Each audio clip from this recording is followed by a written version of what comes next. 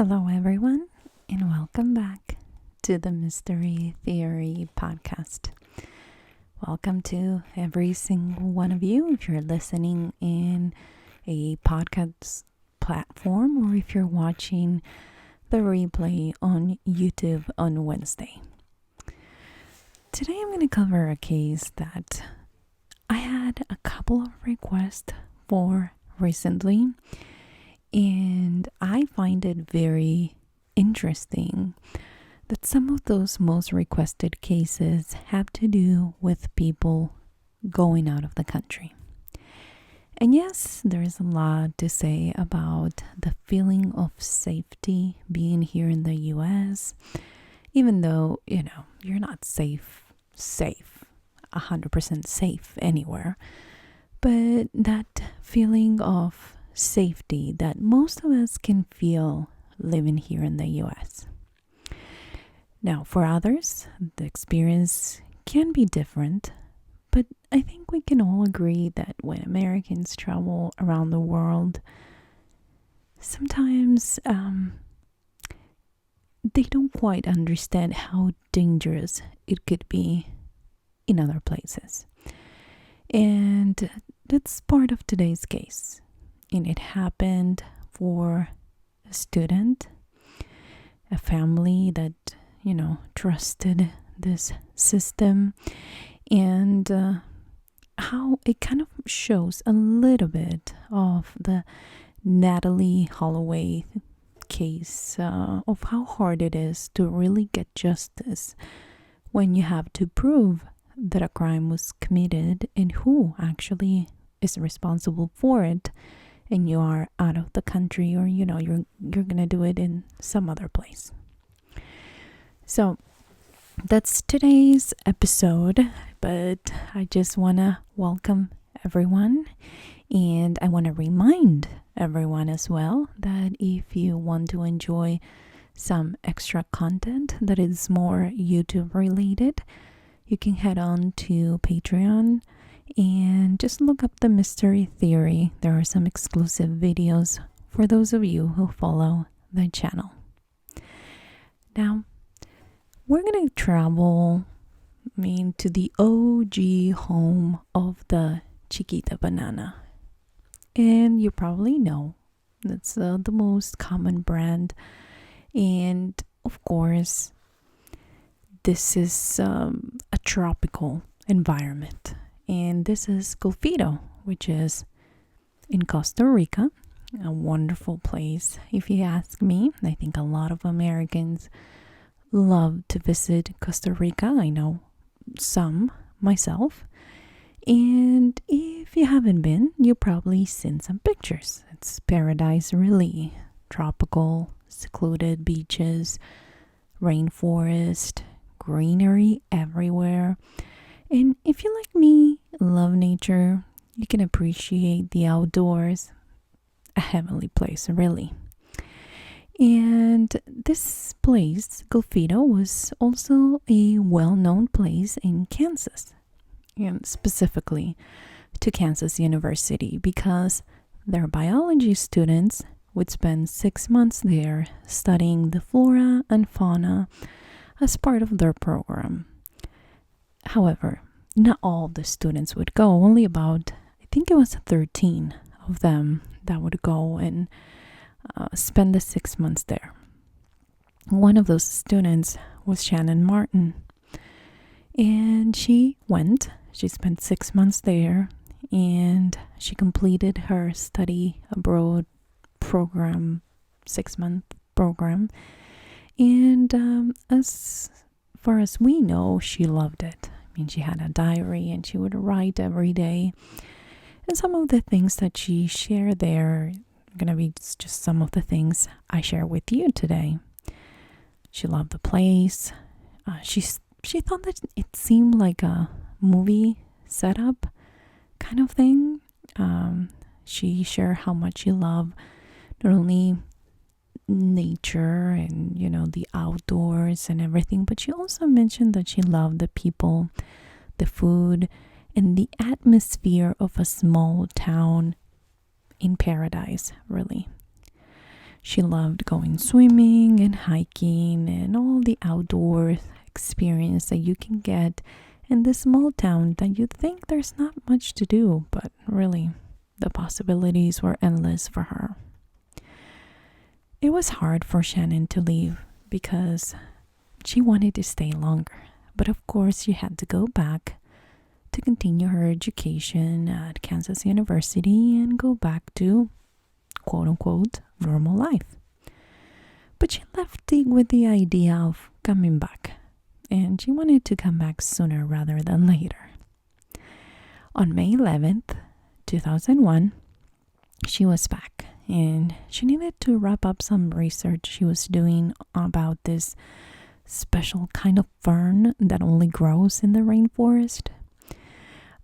Basically, she was basing some kind of a study or something, and she just wanted to wrap it up. So it was a short trip. She was only going to stay there for about a week, and she needed to go back home by next Thursday because she was graduating that following Sunday. She even wondered before leaving, should I go before graduating? Should I go after? And she kind of will ask her mom, what should I do? And I was like, if you want to go now, you might as well. So she got there, and a couple days later, she decided to attend this party at the local bar, and it was called Jurassic Bar, which is a super cool name if you ask me. The vibes and everything was just kind of a friendly environment, not the kind of place that you go to pick up guys or girls, but maybe more of the kind of environment that most people in town would enjoy. When she was there for the 6 months, she made quite a few friends, so she wanted to go there and kind of meet up with everyone and have a good time. She was also very close to the manager of the bar, Rainier, and so she was having the time of her life that night. She was dancing. By the way, she was a great dancer, and apparently all the boys wanted to dance with her. She was not only young and beautiful, but she loved dancing, and since she was quite good at it, she was kind of a little bit of, I don't even know how to say it, but maybe the life of the party that night. But around 12 a.m., she needed to go to the bathroom, and the bathrooms in or at the bar were out of service, which I find very, very weird. However, the place where she was staying was nearby, so she decided to go there to use the bathroom and hurry to come back to the party. Sadly, shortly after she left, somebody found her body laying behind the bar in a dark area. The person that found the body went straight to the bar to ask for help.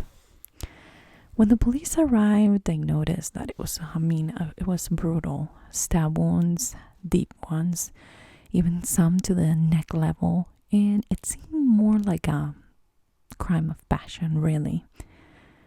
They found a chunk of human hair in her hand and a piece of black fabric near her body, but no murder weapon. Okay, you have to understand that this is Costa Rica, and yeah, things do happen, and it's quite different from the US. But at the same time, for this particular town, at that particular time, violent crimes were not a thing, or not a popular thing. Drugs is a different story. I mean, yeah, there was a bunch of drug activity in the area, but nothing like this, and especially with a tourist. Not even mentioning an American tourist, which is something they try to watch out for because, of course, they need the tourism. And, when something like this happens, it's not really good for business. But they found this one witness that said, well, I don't know who it was, but I did see a few people getting in a taxi, and it kind of things that he thought he saw this guy, which is a low-life drug dealer, really, that goes by Caballo. So they track him to this nearby park, and they find him with his female friend, which happened to be a prostitute, and they were both smoking crack at the time that the police found them. I don't know what the police thought about that. I didn't see anything mentioning what happened, but all we know is that they questioned them. The girl's name was Katia, and they both tell the police that they don't know who Shannon is and that they had no idea what happened to her. But police take some samples, hoping to be able to compare it to something that they found at the crime scene. They had a few study abroad workers, that's what they call them, I guess, people that would be there to help the students, maybe even guide them. And one of them was Rudy Sandoval. So he was one of them that, he was one of the first people that they interviewed too. Rudy said that the last time that she was there for the 6 months, he got very close to Shannon and they were kind of dating. And this time when she came back almost a year later, he had a new girlfriend, which was another American student. He was also at the party with his new girlfriend, and when he saw Shannon leaving the party, he didn't know that she was going to the bathroom or anything. He just assumed that she was leaving the party. The next day, the police wanted to talk to the new girlfriend, of course, but she left the country and went home. Also, it was said that she cut her hair, which made her look a little suspicious. Shannon's mom, at that time, she'd been fighting with the FBI to test the samples and kind of compare them to the ones that the police have over there. But apparently the FBI didn't want to pay, and I understand this was a long time ago, 2001, when they were going through this, but apparently they didn't want to pay $500 something. The mom was willing to pay for it, but they couldn't accept the money from the family. So I don't know who got in the middle, paid the $500 and got it tested. However, most of the hair was Shannon's and really didn't take them anywhere. They look into the new girlfriend, of course, and they dragged her down and they realized that she was scheduled to go back home the next day. She was not hiding and she was not running from the police, and she cooperated with them. But there was nothing that came out of that either. Nothing was getting done according to Shannon's family, and the case was going cold. So Shannon's mom decides that she's going to go and do her own investigation. So she went to Costa Rica, which went with a different perspective, of course. This is not the wonderful place that her daughter described in her diary and described to her. This is not the place that her daughter fell in love with. But this is the case that saw, this is the place that saw her daughter being murdered. She found a police department, and she kind of went through all the avenues, like your normal avenues. And she quickly realized that they were not interested in the case, that they didn't have much to go with.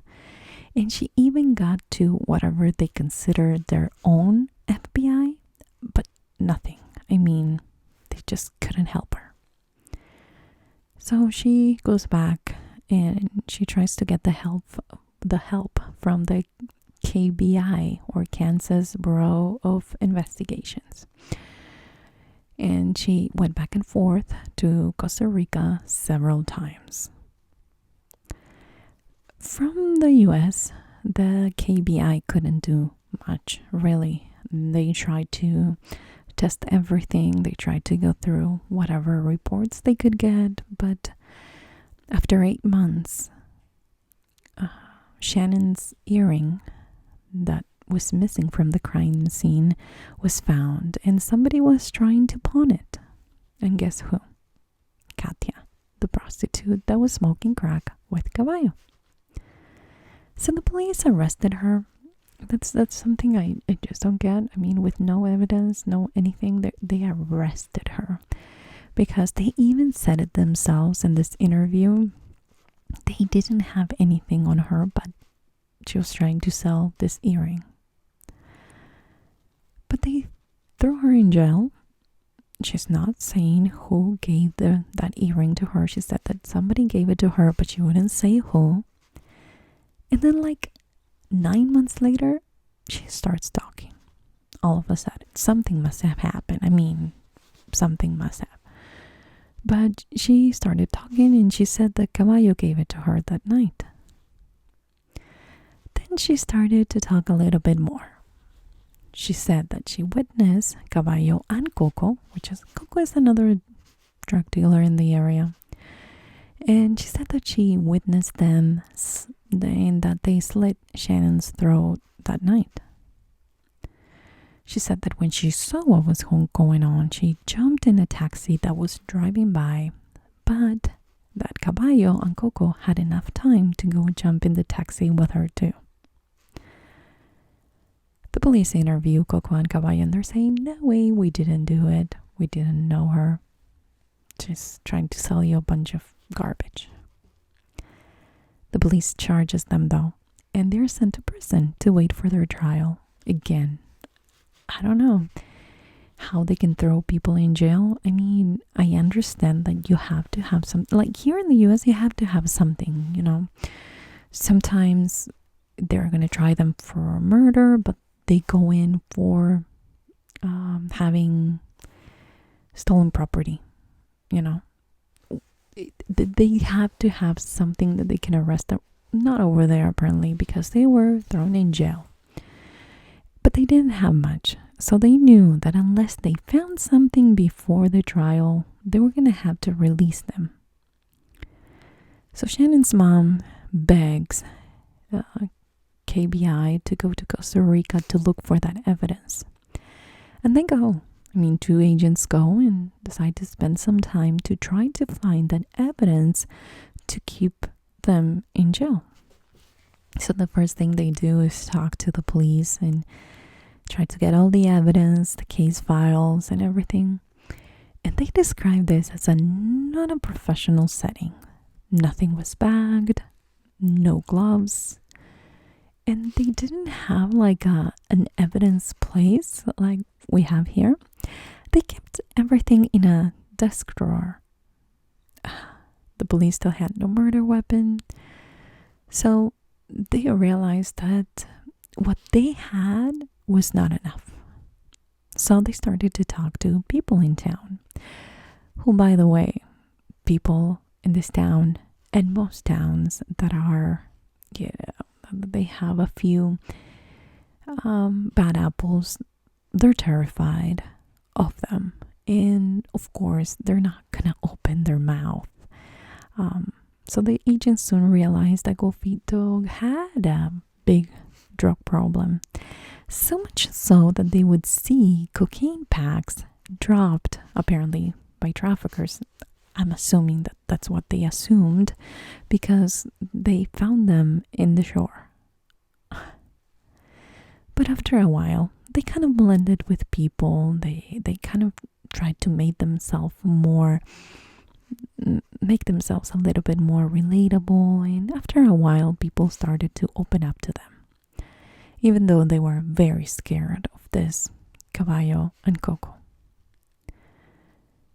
But they do confirm with pictures that Coco and Caballo were both at the party that night, and that Shannon even danced with Caballo and with Coco's son.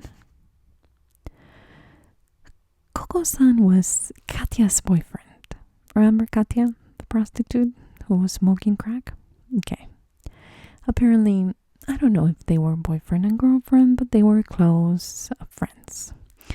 And according to these people, she was kind of jealous of Shannon being not only a great dancer and having a great time, but kind of a guy magnet and a fun overall, kind of the life of that party that night. And she wasn't.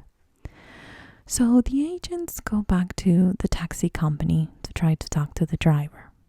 They couldn't find the guy, but they found another guy who was the one who was washing the taxis that night. And he said that he remembered cleaning blood from the back door of that cab that picked up Caballo, Coco, and Katia. He even remembers that it was kind of a big deal, and he talked to the driver who said that he dropped them off at this park. And that park is the park where they were questioned that night. At the time, the taxi was at scrapyard, and not because they were trying to hide something, but because it was an older car, not like the taxis you think here.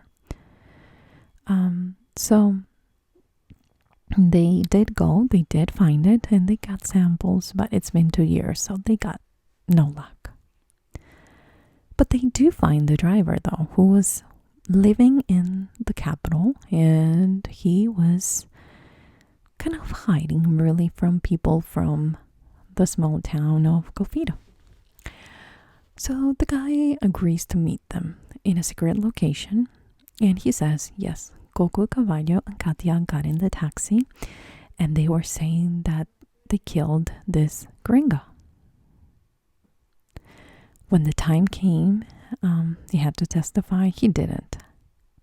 Not because he recanted his story, but because he left the country because of so many death threats he got. During a 2-week recess in the trial, however, somebody contacts the agents and said that they had the murder weapon and that it was given to them and asked to hide it because it was used to kill this American girl. The agents got the weapon tested and it confirmed to be consistent with the knife used on Shannon. In the end, Coco was found innocent, but Caballo and Katia were found guilty and sentenced to 15 years. Shannon's mom fought and spent a lot of money for them to get a higher sentence, and Katia got 30 years and 35 for Caballo. After a while, and after they've been in jail for a long time, something happened in Shannon's mom. I think her name is Janet, but I can't remember. But Shannon's mom started wondering, okay, what if we got the wrong people? What if somebody else is paying for my daughter's murder and the real murderer is out there? But 11 years after being in jail, Katia and Caballo both confessed. Something must have happened. Maybe remorse, not sure. But they tell the story. And Caballo, Katia, and Coco were together that night. Katia said that Coco grabbed her and held her, and that Katia grabbed Coco's knife and started going at it. Caballo said that he was so mad at her because she wouldn't give him the time of the day, basically, that he helped. He felt a little hurt that she was not interested in him. So, in fact, the witness that mentioned Caballo, with 2 other people getting in a taxi, was accurate.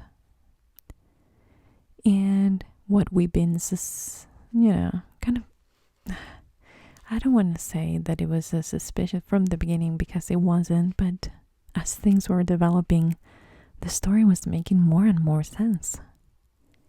And more people knew about it. And now we get the confirmation. Now you're wondering where Coco is? Well, he is in jail for another murder. But he keeps saying that he is innocent and he didn't do anything. Needless to say, Kansas University removed this program, and it kind of took a toll on this wonderful, attractive biology program that they had available. And that was kind of one of a kind, because how the students would get hands-on their actual, curriculum, and how they had to kind of do the job while they were still in school. So, in the end, it was really hard, but I think that the mother spent over $500,000 with this investigation. And I'm not saying that she paid herself these agents to be there, but everything that needed to be done in another country is really expensive. Going back and forth, talking to people, going to authorities, that was a lot of time and a lot of money that she had to spend there. I don't think she cared though, and I don't think she cares that she had to do that even now, but it's just kind of the poster child of this way too many cases of young girls vanishing or dying in another country, maybe while studying, maybe while going on vacation with our school, like it happened in the Natalie Holloway case. But it kind of opens people's eyes to the idea that sometimes we are all the time. We're very sheltered here in America, and we are very aware of our own reality. But when we get out of this country, when we go and explore different countries and places and culture and people, then it's when we realize that it can be a dangerous place. It can be a dangerous world, and it's not what it seems. You can picture your perfect vacation in this tropical paradise, but if you are going with a very naive perspective, then you can get in a lot of trouble. And I'm not saying you shouldn't travel. I'm just saying quite the opposite. I think you should travel. I think you should experience other cultures, other countries, other places, and in that way, it kind of helps you being more aware. I want to say aware because I don't want to offend anybody, but be more aware that not everything is what it seems. And I can speak for myself when I say I've visited a few countries myself, and they're all different. And some of them were somewhat close to each other, and yet they're completely different. Not only how they look like, but the people, their circumstances, their political views, their society standards, and money, everything. I remember one time we went to Brazil, and we were not fans of Rio, but we were gonna stop in Rio. And this is something very popular in South America, and it's not popular here. I should start it maybe myself, but there are this little, what they call excursions, where you sign up with a bunch of other people, and you basically go in a big bus that won't stop anywhere. It's like your own family of tourists traveling with you. And I remember years, I don't know what, maybe 25 years ago, that I don't remember what year. I found a paper from that particular trip somewhat recently, but I can't remember the year. That's not the point. We went and we were having dinner at this very expensive restaurant that was included with our ticket. And so they had live shows, and their shows are pretty compared to like Broadway shows. They are very expensive. They're very well thought out, executed, great, actors, singers, you name it. And we were in this very expensive place, and it was in one part of a hotel. But then on the other side of the hotel, I think there was like a band. I know there was like a few guys with armed, but armed like we're going to war kind of armed. And they were trying to, of course, get money from the hotel. And they had us on lockdown because of what was going on. And I don't think it really helped, because if they wanted to get into the restaurant where we were at, they could have. It was just a stupid door. They could have just got in if they really wanted to. But I remember being so terrified, locked down in that place, while other people were basically outside our doors experiencing this horrible thing where they were afraid for their lives. And I even remember one of the people that was traveling with us went to the bathroom, and you had to go through this hallway to the lobby, and that person got to experience the whole thing. Nobody was hurt. I don't think no fire. I don't think they fired anything. I can't quite remember. I think I kind of blocked it because it was very traumatic at the time.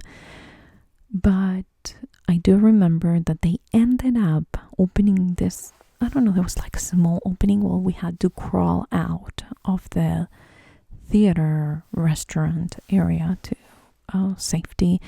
And they put this, it was like a tunnel looking thing that we would walk through to get to our bus to basically get the heck out of there. Now, they ended up releasing most people at the time, and don't ask me what happened to the guys that actually did it, because I don't remember. But I do remember that they ended up releasing people that were inside the hotel. Nobody was hurt. Nobody was killed. Nothing.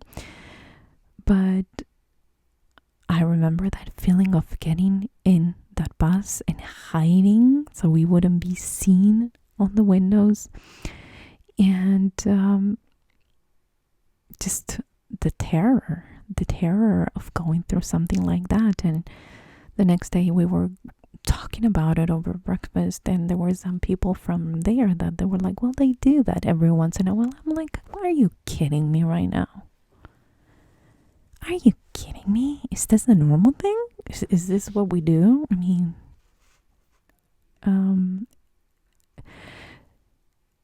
That kind of showed me that different places, different realities, different normalities. And not because of that I stopped traveling. I kept traveling, going to different places. But I think it was one of those things that made me think a little bit harder on being safe and trying to understand that you have to be aware. You have to talk to locals. You have to be kind of on top of things, because if you don't, you're the only one that it's not going to be, that's going to be in the dark. The locals know who those people are.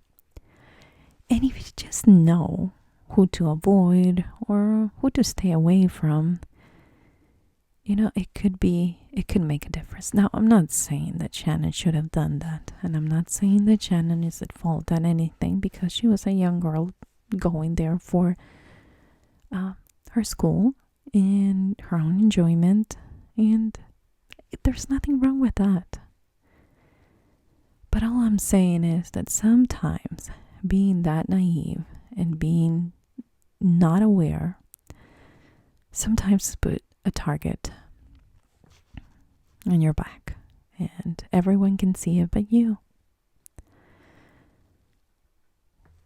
However, that's not a normal thing, and most people travel to Costa Rica and they never have a problem. I know people that go back and forth from Costa Rica and they never have a problem. They love the people, they love the culture, they love the community. So, not because you're out of the US, you're not safe. I mean, things happen, even to people that are prepared. So keep that in mind. And in this case, it was a long case for a mother who had to fight with everything she had to find justice for her daughter. Let me know what you think in the comments. If you're watching this on YouTube, I'd love to know what you think about this case. And with this kind of case, I've covered one in Mexico in my YouTube channel last week. I covered another one, I think about a month ago or so, that happened in Brazil. And I just want to know what's your perspective in all this. Thank you so much for coming back each week for a new podcast. I appreciate your support, and I'll talk to you guys next week. Bye, guys.